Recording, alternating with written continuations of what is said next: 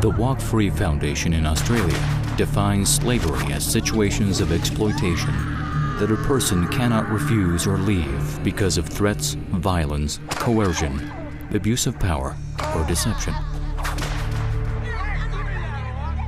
Down through the ages, slaves were treated like chattels by their masters and deprived of basic rights. They were subjugated and exploited under systematic pressure that would leave their lives in pieces. That's why ancient slaves would risk life and limb to break free from the ball and chain.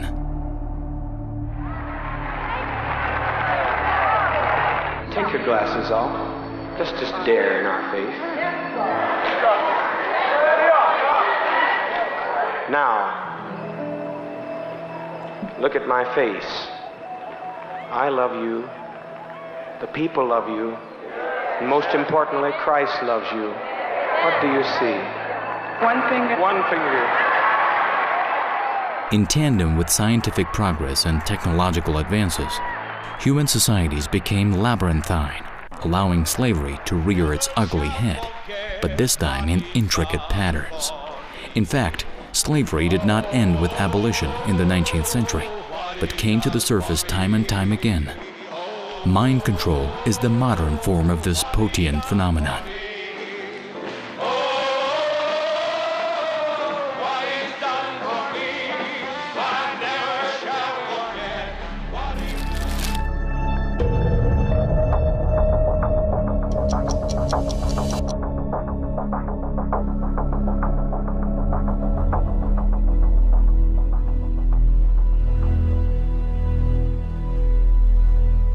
فرقه‌های مخرب کنترل ذهن رو بردهداری نوین هم میگن. بردهداری یک نوع مناسباتیه که یک بردهدار مالک جان و مال و ناموس برده‌هاش هست و تملک مطلق رو اونها داره. در عصر حاضر هم همین مناسبات در فرقه‌های مخرب کنترل ذهن و فرقه‌های تروریستی وجود داره که یک رهبر مالک همه اعضای فرقش هست. با این تفاوت که در بردهداری کهن فردی که برده است میدونه که برده است، تازیانه رو بر پشتش احساس میکنه و اگر امکان فرار داشته باشه فرار میکنه، اگر امکان شورش داشته باشه شورش میکنه. ولی در بردهداری نوین که امروز ما شاهدش هستیم، فرد بردهدارش رو پرستش میکنه، حاضر نیست جدا بشه، افتخار میکنه که در اونجا هست و طوری مغزشویی شده که از شرایط خودش هم احساس رضایت میکنه و تن به هر کاری هم میده. لا زال كثير من الناس أيها الأحبة كأنهم قوم موسى.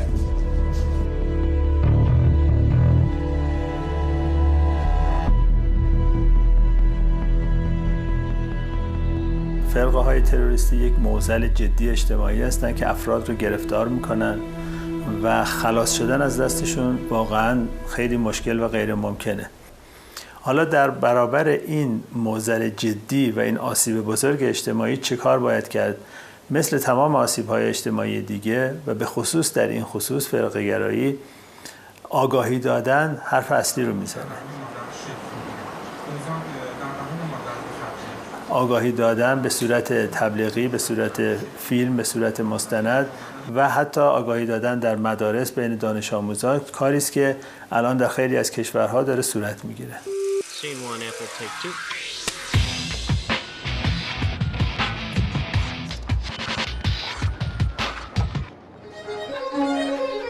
Since its advent, cinema has been an influential medium in entertaining people and promoting ideas.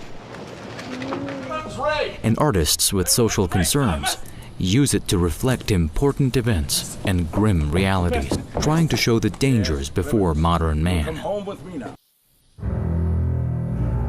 In this regard, slavery and racial discrimination give humanity a cause for concern, and many filmmakers a theme to explore.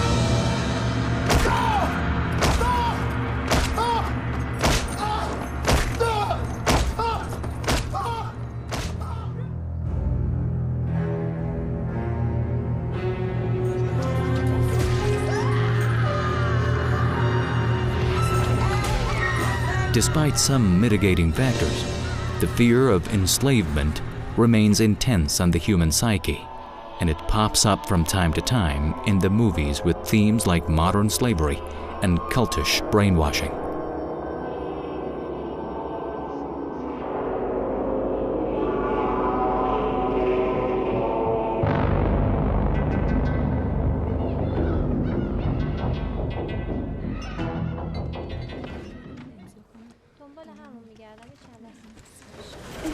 چت شد یهو مادر؟ ها؟ یه آب قند چیزی بی زحمت براش بیارین. The MENA facility unfolds a love story in which a young couple find themselves entangled in a cultish web woven by the Mujahideen Khalq organization, a freedom-seeking group that became fanatic over time, with the blood of over 12,000 Iranians on its hands.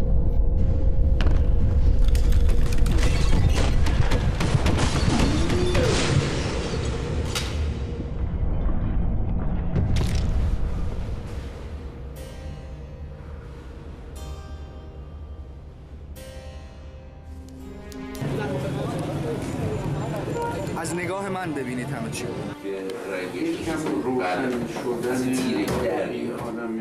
در واقع مضمون فیلم میپردازه به یک اتفاقی که در گذشته مردم ما اینو تجربه کردن. یعنی توی کشور ایران به واسطه یک دهه‌ای که دهه من اسمشو میذارم دهه ترور، چون مرتبا این اتفاقات میفته. خیلی از آدم‌ها توی کوچه و بازار یک دفعه با یه بمبی مواجه میشدن یا با یه تیراندازی مواجه می شدن و گروهی یا گروهکی بوده که مردم ما باهاش دست و پنجه نرم میکردن و امنیت جامعه رو اون گروهک سعی میکرده که زیر سوال ببره، حالا با روشایی که داشت. به تو میگن ساسانه تو دست خودم به اینا گذاشتن اضافی فکر میکنم، درسته؟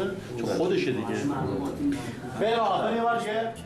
پرداختن به امکان مینا به نظرم از این زاویه برای من قابل اهمیت بود که هم یادآوری کنیم به نسل جوان کشورمون که ما چه دوره‌ای رو پشت سر گذاشتیم و دو طبیعتاً ما مسئول از آفت‌های از این دست نیستیم. ممکنه به شکل‌های مختلف دیگری بروز و ظهور کنه، ولی شاید شاخص‌ترینش در تاریخ انقلاب ما همین گروه‌های منافقین باشن که چه در نوع رفتار درونیشون، چه در نوع رفتار سازمانیشون، چه در نوع وطن فروشیشون، چه هر کاری که تصور میکنید واقعاً یک جور رذالت اخلاقی رو به اوج رسوند. خطاب به فرماندهان محورها، فرماندهان لشکرها و تیپ‌های رزمی: به پیش آتش! به پیش آتش!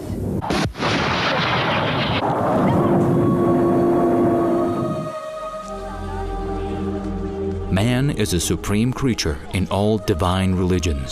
Hence, their legal system primarily revolves around human relations and human dignity.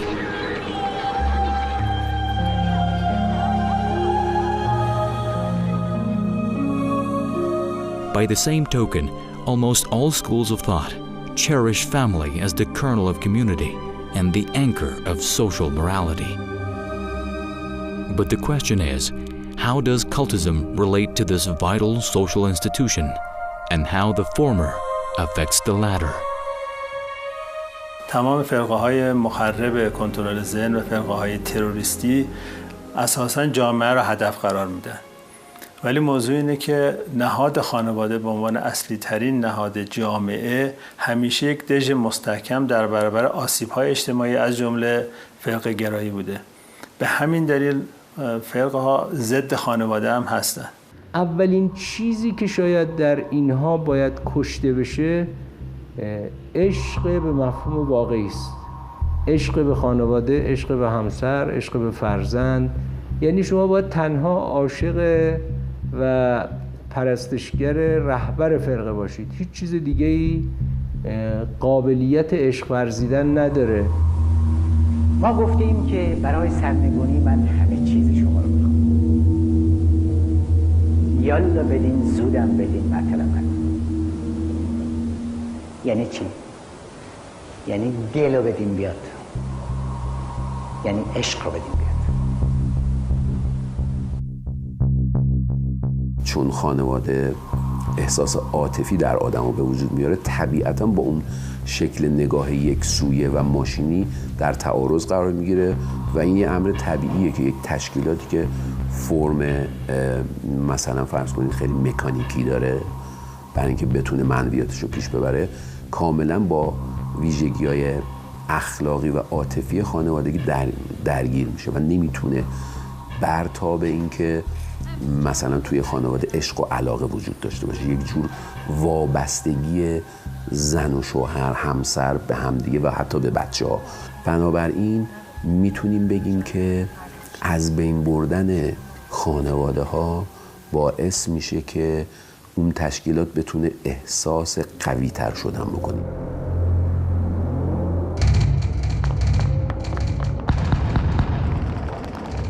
نکته دومی که در این فیلم بارز میشه و نشون داده میشه بحث تهاجم به شهرهاست که استراتژی سازمان بود و مبتکرش رجبی بود. پیشنهاد داده بود به صدام که برای اینکه ایران رو زمینگیر بکنه در جنگ خوبه که با موشک به شهرها حمله بکنه، که اینم باز از یک تفکر فرقه‌ای که مقابل جامعه قرار میگیره، یعنی فرقه ها خودشون رو مجاز میدونن برای کسب قدرت دست به هر کاری بزنن، از جمله اینی که دست به تروریسم بزنن و جامعه رو از پیش روی خودشون بردارن.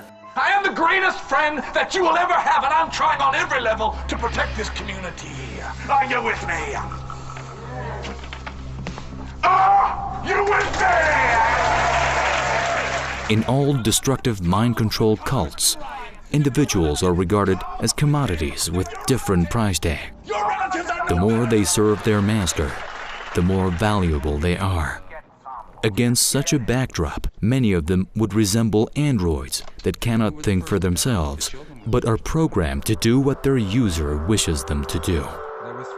Simply put, they become psychologically controlled persons.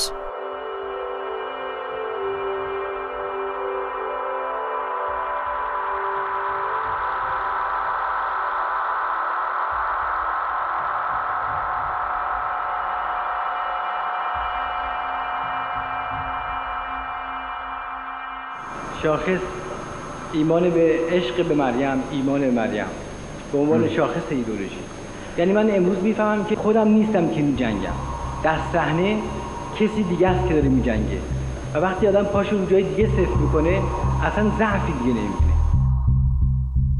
من خودم به شخصه در دوران دانشجویی بخشی از این آقایون رو که بعداً هم پیوستند به سازمان و مدارج ترقی رو تو اون سازمان طی کردن داشتم. مشکل ما تو دانشگاه با اینها هم این بود، این مسئله قبل از انقلاب بود که اساساً قائل به پرسشگری، قائل به چور و چرا، اما و اگر نبودن. هر چی که دستور میرسید همون بود. یعنی به هیچ وجه این تو جریان فرقه گرایی امکان تفکر رو از شما اول سلب میکنن. اینکه شما بتونید تفکر کنید و انتخاب بکنید و تصمیم بگیرید و پای تصمیمتون بایستید، حالا اهم از این که تصمیم درست یا غلط باشه. الو سلام. همینه که ما از انسان‌ها توقع رفتار ماشینی داشته باشیم، توقع رفتار بدون فکر و اندیشه و احساس و انتخاب داشته باشیم و آدم‌ها رو توی موقعیتی قرار بدیم که آنچه رو که بهشون دیکته میشه رو عمل بکنن. خب این اتفاقیه که توی مبحث خونه تیمی که توی امکان مینا مطرح میشه و بحث خیانت و چیزی که رابطه عاشقانه این زوج که توی فیلم هستن رو یه جوری تحت شعاع خودش قرار میده، مطرح میکنه. یعنی در واقع انسان رو بر سر یک دوراهی قرار میده، کاراکتر و شخصیت ها در سر یک دوراهی قرار میگیرن بین این که با احساس خودشون و عاطفه‌ای که دارن عمل میکنن، با اخلاقی که در واقع توی اجتماع وجود داره عمل میکنن، یا نه چشم بسته و کورکورانه همون چیزی رو که به عنوان مانیفست و دستورالعمل وجود داره انجام میدن.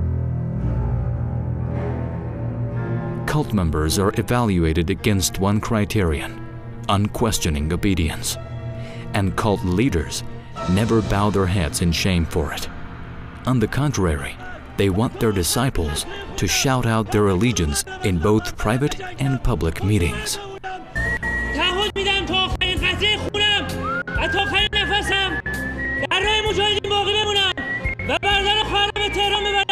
من دکلنده رژیم خورد کنم. حاضر حاضر حاضر. رفتار دیکتاتور معاونه توأم با خشونت، توأم با حذف فیزیکی، توأم با شکنجه و توأم با اساساً مغزشویی در این فرقه ها خیلی رواج داره. یعنی اساساً مبانیشون رو بر این شکل میدن که شما باید رهبر فرقه رو تقریباً در حد خدا ستایش کنی، اوامرش رو بیچون و چرا اجرا بکنی. مصوبه ما الزام آوره. انتخابی هم که کردیم همینه. آیا مجاز هستید بگویید نه؟ شما میگین ابلاغ میکنیم و الزام آوره. من تنها جوابی که میتونم بدم اینه که بازم تقاضا میکنم که این دستور رو صادر نکنیم. پس اینطور که من فهمیدم شما به خواسته ما، حالا هر عنوان خودتون میخواین روش بذارید، نه نمیگویید، چون دستور اون رو میپذیرید. من همیشه مثالی که توی ذهنم میرسه میگن این اسبایی که به گاری میبندنشون 2 تا چشم‌بند براش میذارن که اصلا هیچ مسیر دیگه رو نبینه، فقط تو اون مسیری که در واقع با شلاق هدایت میشه حرکت بکنه. واقعا آدمایی که وارد یک همچین سیستمایی میشن تقریبا شبیه اسبایی هستن که با تازیانه ایدئولوژیک، با تازیانه اون در واقع قواعد و مقررات و آیین‌هایی که براشون ترسیم میشه، هم تو فرقه ها هم تو گروهک‌هایی که وجود داره، باید اون مسیری رو که براشون طراحی شده برن. خیلی بیاره جلو درست شده. لازم چند میشه اینجا؟ زیاد. قاعدتاً اصلا اسم امکان مینا از توی یک شرایط خونه تیمی به وجود اومد. یعنی میدونستیم که یک همچین تحقیقاتی که کرده بودیم میدونستیم که توی مثلا فرض کنید اصطلاحاتی که توی خونه تیمی توی دهه 60 وجود داشته، مثلا به اون جایی که مستقر میشن لفظ امکانو اطلاق میکنن یا امکان مینا مربوط میشه به جایی که کاراکتر مینا در واقع در اختیار گرفته. بیش از این که اسم امکان مینا اشاره بکنه به اون لفظ در واقع ظاهری و حالا مثلا اصطلاحی که توی فیلم وجود داره، بیشتر به مفهوم و باری که توی فیلم هست اشاره میکنه و اون اینه که شما آدم‌ها رو اساساً به عنوان یک ابزار ببینید، به عنوان یک وسیله‌ای ببینید که میتونه مثل وسایل دیگه در اختیار شما باشه برای اینکه بتونه در واقع کار کرده شو داشته باشه.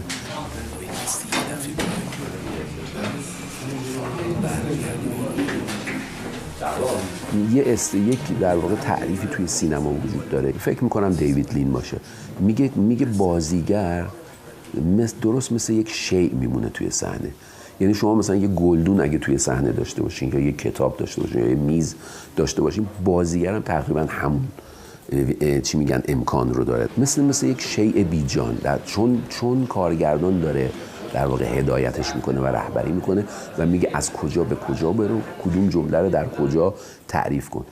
خب این در واقع یک جور قرار دادن آدم‌ها در موقعیتی است که شما میخوای. منی که اینجا نشستم نمیتونم یه قدمیمو بپذیرم، ایمان داشته باشم، باش رابطه برقرار کنم، چجوری میخوام مدعی باشم که با اونی که نمیبینمش، از جنس من نیست، رابطه برقرار کنم؟ چجوری؟ What all these cults always claim is at odds with what they do in reality. They never follow a set of beliefs and principles. اما من کیم؟ من میخوام خودم رو شما معرفی کنم. حاضرین؟ The ruling masters are good liars who feed their followers worthless lies, half-truths and fabrications, so as to tap into their psyche and cast their magic spells over them. They have no clear ideology, but a set of psychological methodology to usurp weak minds. نیاز بشر اساساً به مسائل معنوی و عدالت خواهی 2 عاملی است که معمولاً باعث میشه که آدم‌ها غیر از مجاری طبیعی به مجاری دیگری متوسل بشن.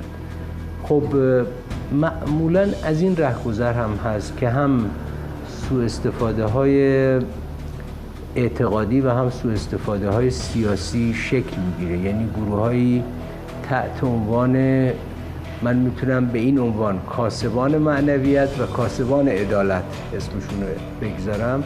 اینا میان و شروع میکنن به خصوص روی نسل تحصیل کرده یک مفری رو درست میکنن، یک گریزگاهی رو درست میکنن که بتونن این فضا رو ایجاد کنن. شب اول انقلابیاتتون گفتم بدین دیگه همه چیز رو، گناهانتون بدین ببر همه چیز رو دیگه بودوشه بر میپذیرم دیگه بدین.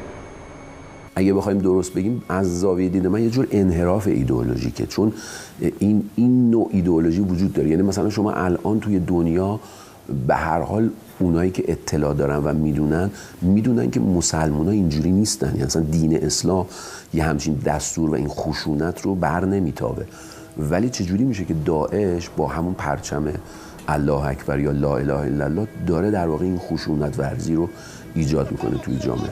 بنابراین به ظاهر به نظر میرسه که ریشش یک ریشه است، یعنی یک ریشه ایدئولوژیک و اعتقادی و ایمانی داره، اما قطعاً به انحراف رفته. یعنی یک جور انحرافی که شاید مثلا این لفظ منافقانه که ما مثلا به گروهک مجاهدین میگفتیم که منافق در واقع بهش اطلاق میکردیم، الان هم میتونیم این کار رو بکنیم در مورد گروه داعش، چون داعش معتقده که داره اسلام رو پیاده میکنه دیگه، تحت این عنوان داره در واقع منویاتش رو پیش میبره. Going against what it pretends, the MKO is a group with all traits of a full-fledged cult. The Rajavis group is a classical example for a destructive mind control cult in the world. Betraying their homeland and siding with its vocal enemy is the outcome of such cultish behaviors.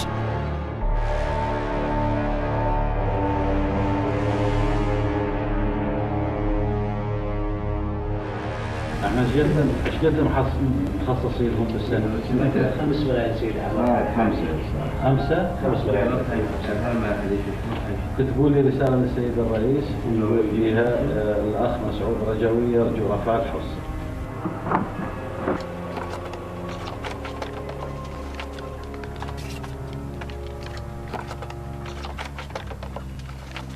شما هم دیگه الان وقت این حرفا نیست، وقت عاشقانه است.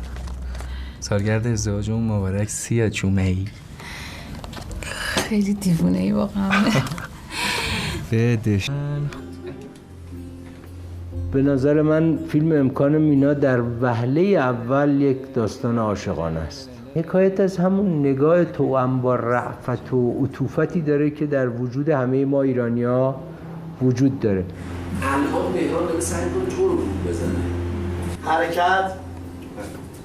من فکر میکنم که فیلم ترکیبیه. اول در واقع خانواده است که در واقع توی فیلم مطرح میشه و ماجرا آغاز میشه، اما به تدریج که جلو میریم این انفکاک و انفصالی که از طریق در واقع این نوع فشار به وجود میاد، از طریق این جور گروهک‌ها به وجود میاد توی مجموعه خانواده، رفته رفته تبدیل میشه به یک حسی که یک جور مدل حالا اکشن یا مثلا بگیم قهرمانی که در یک شرایط اکتیو و فعالی قرار میگیره و رفتاری رو از خودش بروز میده که کاملا دیگه متفاوته با نیمه اول فیلم. چقدر بهت گفتم فکر ازدواج رو از سر بیرون کن.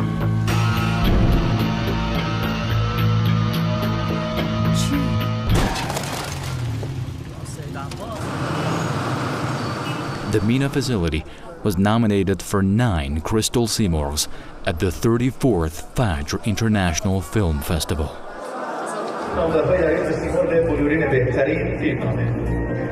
جناب آقای فرهاد توحیدی و مرتضی اصفهانی برای فیلمنامه فیلم امکان مینا. اگر ما امروز در اینجا هستیم و هنوز میوه‌های اصلی انقلاب رو، یعنی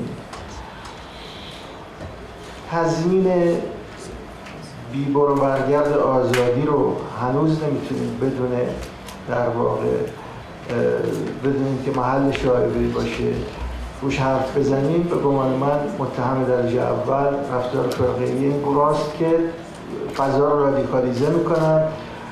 17,000 ترور در همون دهه حجم بالای درگیری که به جامعه ایران تحمیل کردن نشون میده و به گمان من در کنار اتهامات دیگر که این گروه داره این است که پروژه دموکراسی و مردم سالاری تو این کشور تعبیر انداخته به گمان من باید از چشم این فرقه و امثال این فرقه. بیمارستان هم نبود،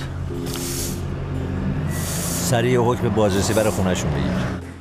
با توجه به این که من خودم حدود 23 سال عضو تمام وقت سازمان مجاهدین خلق بودم و همچنین طی 12 سال گذشته مطالعات خیلی گسترده‌ای در خصوص فرقه ها و سازمان های تروریستی داشتم، با تماشای فیلم امکان مینا میتونم به یقین بگم که تمام اجزای این فیلم منطبق بر واقعیت و گویی که فرض کنید یک فیلم مستند در رابطه با یکی از خانه‌های تیمی این سازمان تهیه شده باشه.